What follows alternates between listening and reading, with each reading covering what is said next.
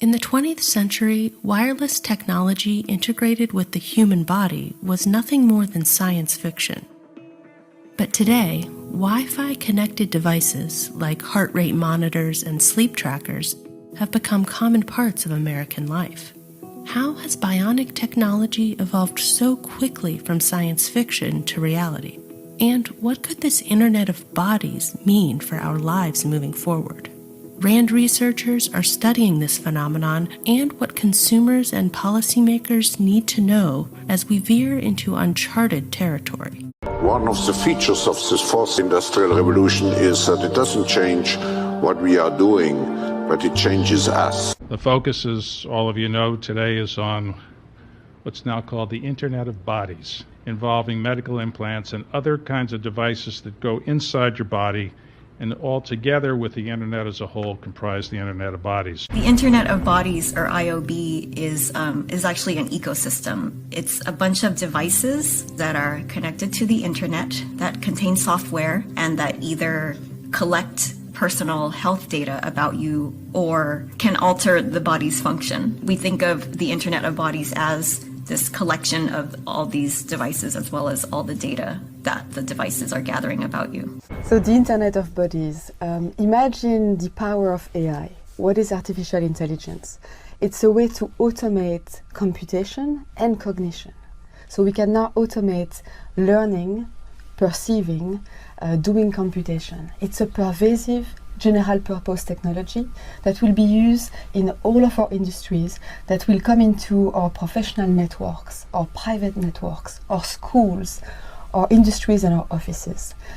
What I wanted to epitomize with the Internet of Bodies is this notion that we will be under assessment, we will be under measure of computation in every aspect of our lives in the future. From what you eat, who you date, what you buy on the internet, how much energy you use, but also what are your vital signs? How well are you doing in terms of health? What kind of specific genetic quirks do you have? What's your genome telling about your health, about your mental health, about how well you are doing, how well you are aging, what kind of disease you are susceptible to?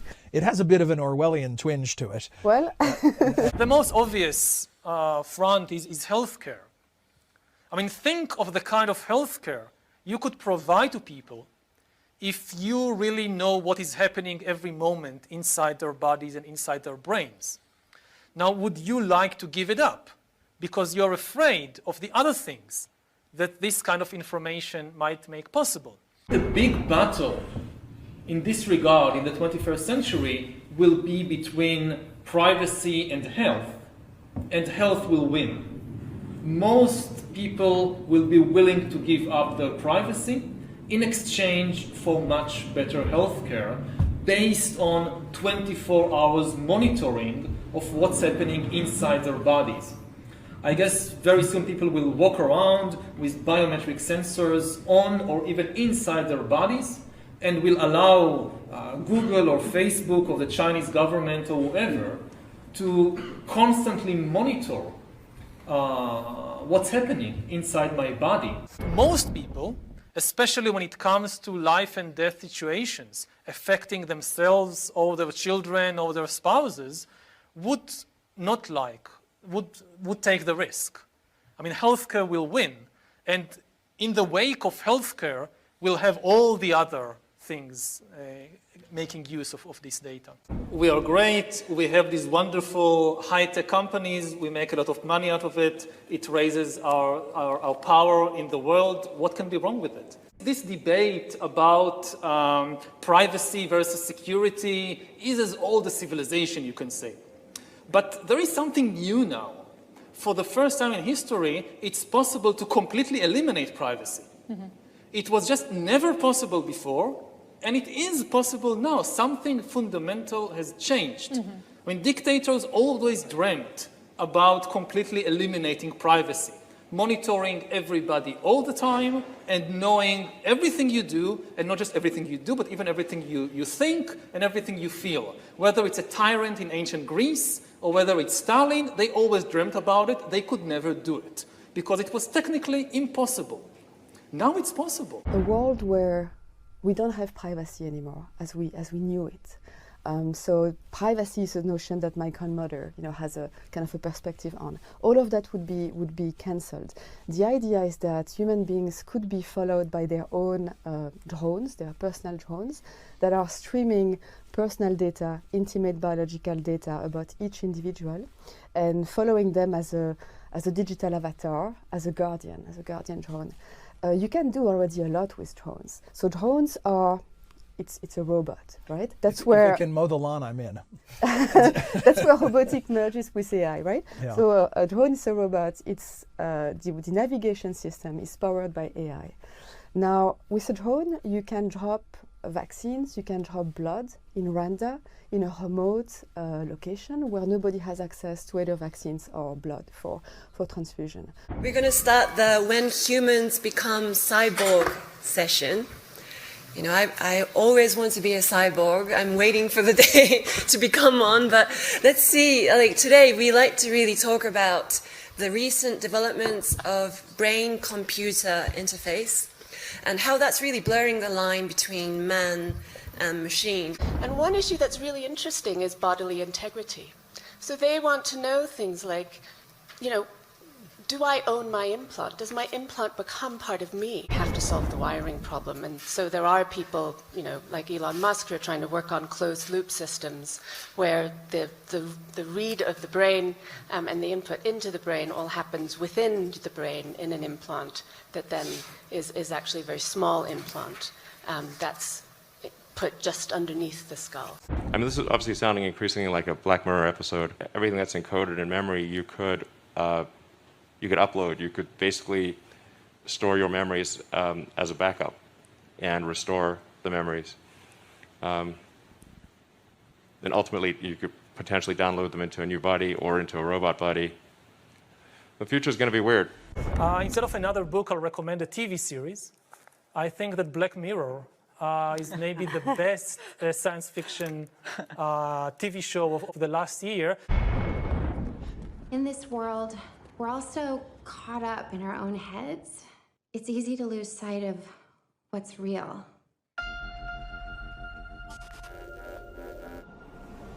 You said you don't know how much time there is. What does that mean? It's important that you realize there is a small medical procedure involved. Sorry for a game?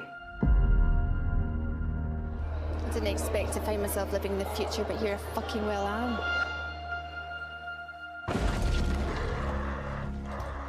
So you recently logged your first kill? Huh? And how did that feel? They filmed me. Filmed you? Through my computer camera. You ready? If we drill down into the numbers, you have got a solid popularity arc here. No one is this happy. A 2-year-old with a fucking balloon isn't this happy. Singularity is when computers learn to outsmart man like women did years ago. You are so adorable. We're genuinely empathetic as a species. We don't actually really want to kill each other. Gotcha.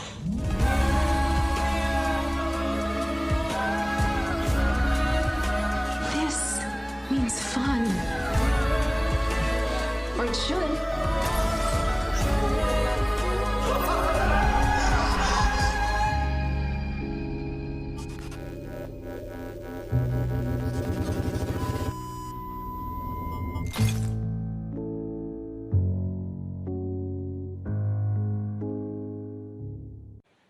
The reality is that almost everyone, over time, will develop brain and spine problems. These range from minor to very severe, but if you live long enough, everyone's going to basically have some kind of neurological disorder. And these range from memory loss to brain damage. But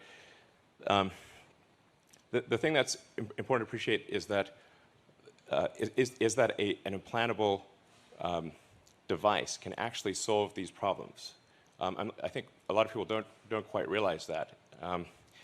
But all of these, all of your senses, your sight, hearing, feeling, pain, these are all electrical signals sent by neurons to your brain.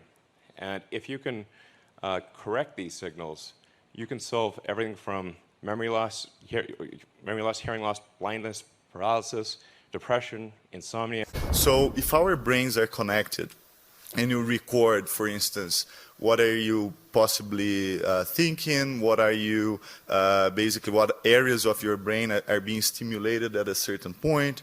There is even like devices that can collect what you're seeing, measuring your feelings either through facial recognition devices, micro muscle movements and so on.